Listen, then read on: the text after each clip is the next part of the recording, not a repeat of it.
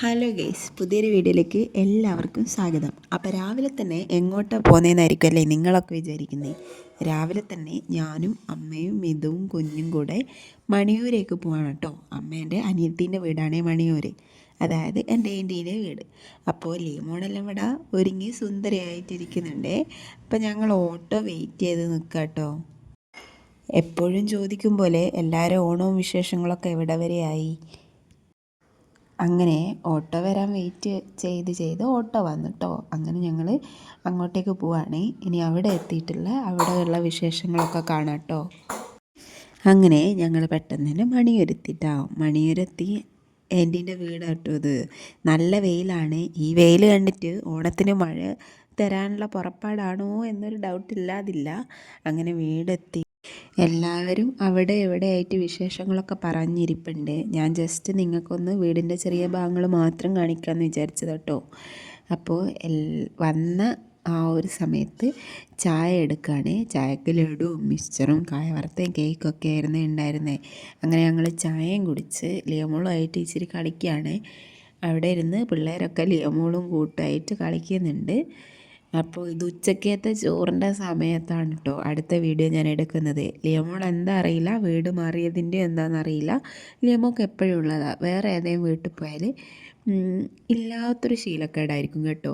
അങ്ങനെ ലിയമോൾ കരഞ്ഞുകൊണ്ടിരുന്നത് കൊണ്ട് ഞാൻ ഇവരെ ഒന്നിച്ചിരുന്നില്ല ഭക്ഷണം കഴിക്കാൻ. ഞാൻ പിന്നെയാണ് ഇവർ പകുതിയായപ്പോഴാണ് ഞാൻ കയറിയിരുന്നത്. അപ്പോൾ ഇവരവിടെ നിന്ന് കഴിക്കട്ടെ. ലിയമോൾ ഇവിടെ ഉറങ്ങിയിട്ടുണ്ട്. അപ്പോഴേക്കും എൻ്റെ ഭക്ഷണമൊക്കെ കഴിഞ്ഞ് ലിയമോളും മിതുവും ഇവിടെ ഉറങ്ങിക്കിടക്കുകയാണ്. നിർവേദ് ഇവിടുന്ന് എന്തൊക്കെയോ പറയുന്നുണ്ട്, എന്നോടെന്തൊക്കെയോ പറയുന്നുണ്ട്. എനിക്കൊന്നും മനസ്സിലാവുന്നില്ല സത്യം പറഞ്ഞാൽ. അവരെ ഭാഷയിൽ അവരെന്തൊക്കെയോ പറയുന്നുണ്ട്. ഇടയ്ക്കിടയ്ക്ക് ലിയാമോളെയും ചേർപ്പുകൊണ്ട് ഇങ്ങനെ തോണ്ടി തോണ്ടി വിളിച്ച് എന്തൊക്കെയോ പറയുന്നുണ്ട്. അപ്പോഴമ്മ ഇങ്ങനെ വന്ന് പറയുന്നുണ്ട്, പോവണ്ടേ ഇപ്പം തന്നെ 3-3:15 നമുക്ക് പോവാമല്ലോ എന്നൊക്കെ. സമയം ലേറ്റായാൽ വടകരയുള്ള അവസ്ഥ എല്ലാവർക്കും അറിയാമല്ലോ, ബ്ലോക്കാണല്ലോ അല്ലേ. അപ്പോൾ ഞങ്ങൾ അങ്ങോട്ടെത്താൻ രാത്രിയാവും. അങ്ങനെ ഞങ്ങൾ വേഗം തന്നെ ഇറങ്ങാൻ വേണ്ടി നോക്കുകയാണ്. മിതു അവിടെ ഇരുന്നൊരു സുലൈമാനിയൊക്കെ കുടിക്കുകയാണേ. മാമനോടുള്ള സ്നേഹപ്രകടനം നിങ്ങൾ കാണുന്നുണ്ടല്ലോ അല്ലേ. അങ്ങനെ കായ വറുത്തയൊക്കെ മിതുവിൻ്റെ വായിൽ പൊട്ടിച്ച് ഇട്ട് കൊടുക്കുകയാണ്. പൊട്ടാത്തത് പല്ലുകൊണ്ട് കടിച്ച് പൊട്ടിച്ച് വായിൽ വെച്ച് കൊടുക്കുന്നുണ്ട് കേട്ടോ. അങ്ങനെ ഞങ്ങൾ വന്ന വിവരം അറിഞ്ഞ് കുടുംബത്തിൽ നിന്ന് ആൾക്കാരൊക്കെ വന്ന് ലിയമോളെ കൊഞ്ചിക്കാട്ടോ. അവിടെ നിന്ന് മോളുവേച്ചീൻ്റെ മക്കളാട്ടോ. മോളുവേച്ചി വീഡിയോയിലില്ല, മോളുവേച്ചി വീട്ടിലാണ് ഉള്ളത്. അങ്ങനെ ഞങ്ങൾ വേഗം തന്നെ ഇറങ്ങാനുള്ള പുറപ്പാടിലായി. അങ്ങനെ അവിടെ നിന്ന് ഇറങ്ങി ഞങ്ങൾ അവിടെ അടുത്തുള്ള ഒരു തീരദേശ പാർക്കുണ്ട്, അവിടത്തേക്കോട്ട് പോയിട്ടാണ്. അവിടെ പോയത് വേറൊന്നും കൊണ്ടല്ല, ഇന്നലെ അങ്ങാണ്ടാണ് ഉദ്ഘാടനം കഴിഞ്ഞത്. അപ്പം പിന്നെ പുതിയൊരു പാർക്കിൻ്റെ ഉദ്ഘാടനമൊക്കെ കഴിഞ്ഞ് വരുന്ന വഴിക്ക് അവിടെ കയറിയില്ലേ മോശമായി പോകില്ലേ. അങ്ങനെ അവിടെയും കൂടെ കയറി പാർക്കൊക്കെ ഒന്ന് കണ്ട്. കുഴപ്പമില്ല, നല്ല പാർക്കാണ്. ഈ കായലിൻ്റെ നടുവിലായിട്ടൊരു പുഴ കായലിൻ്റെ നടുവിലായിട്ട് ഒരു എന്താ പറയണ്ട, ബോട്ടിൻ്റെ ഒരു തീമിലാട്ടോ ഇത് കൊണ്ടുവന്നിട്ടുള്ളത്. ഞാൻ ശ്രദ്ധിച്ചിട്ടുണ്ടായിരുന്നില്ല, അമ്മ പറഞ്ഞപ്പോഴാണ് ഞാൻ ശ്രദ്ധിച്ചേ. ഒരു ബോട്ട്, നടുക്കൊരു ബോട്ട്, അങ്ങനെയാണിത് ഉണ്ടാക്കി വെച്ചിരിക്കുന്നത്. അപ്പോൾ ശ്രദ്ധിച്ച് നോക്കിയാൽ നമുക്ക് മനസ്സിലാവും. അങ്ങനെ ഇവിടെ മക്കളൊക്കെ കളിച്ചുകൊണ്ടിരിക്കുന്നുണ്ട്. അത്യാവശ്യം നല്ല പാർക്ക് കേട്ടോ. പോവുകയാണെങ്കിൽ 4 മണിക്ക് ശേഷം പോകുന്നതായിരിക്കും നല്ലത്. ഞങ്ങൾ പോയ സമയത്ത് ഭയങ്കര വെയിലായിരുന്നേ. പിന്നെ അവിടുന്ന് വണ്ടി കിട്ടാനും കുറച്ച് ബുദ്ധിമുട്ടാണ്.